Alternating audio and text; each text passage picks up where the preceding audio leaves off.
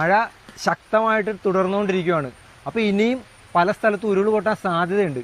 അതിനായിട്ട് പ്രകൃതി നമുക്ക് കുറച്ച് ലക്ഷണങ്ങൾ കാണിച്ചു തരും. ഉരുൾ പൊട്ടുന്നതിന് മണിക്കൂറുകൾക്ക് മുമ്പേ തന്നെ പ്രകൃതി ചില ലക്ഷണങ്ങൾ കാണിച്ചു തരും. ആ ലക്ഷണങ്ങൾ കണ്ടാൽ നമ്മൾ ഒരിക്കലും അവഗണിക്കരുത്, അവിടെ നിന്ന് ഉടനെ മാറുക. ഈ ഉരുൾ പൊട്ടുന്നതിന് മുമ്പായിട്ട് പ്രകൃതി നമുക്ക് കാണിച്ചു തരുന്ന ലക്ഷണങ്ങൾ എന്തൊക്കെയാണ്? അതിനകത്ത് ഒന്നാമത്തെയാണ് ഈ പർവ്വതങ്ങളുടെ അല്ലെങ്കിൽ മലയുടെയൊക്കെ സൈഡിൽ നിൽക്കുന്ന മരങ്ങൾ ചെരിഞ്ഞു വരുന്നത് കാണിച്ചു തരും. ഇത് ഞാൻ പറയുന്നതല്ല കേട്ടോ, ഞങ്ങൾ ഒരുപാട് സ്ഥലത്ത് ഇപ്പോൾ ഈ കഴിഞ്ഞ ഒരു 2 വർഷം മുമ്പ് കൂട്ടിക്കലൊക്കെ അപകടം നടന്നപ്പോൾ അവിടെയൊക്കെ പോയി അവിടെയുള്ള പ്രായമുള്ളവർ നമുക്ക് പറഞ്ഞു തന്ന അറിവുകളാണ് ഈ പറയുന്നത്. ഈ മരങ്ങൾ ചരിയുക, അല്ലെങ്കിൽ പോസ്റ്റിൽ ഇലക്ട്രിക് പോസ്റ്റ് ഇങ്ങനെ ചരിഞ്ഞു വരും. അത് നിൽക്കുന്നതിനേക്കാളും ഒന്നുകൂടി ചരിയാൻ തുടങ്ങും.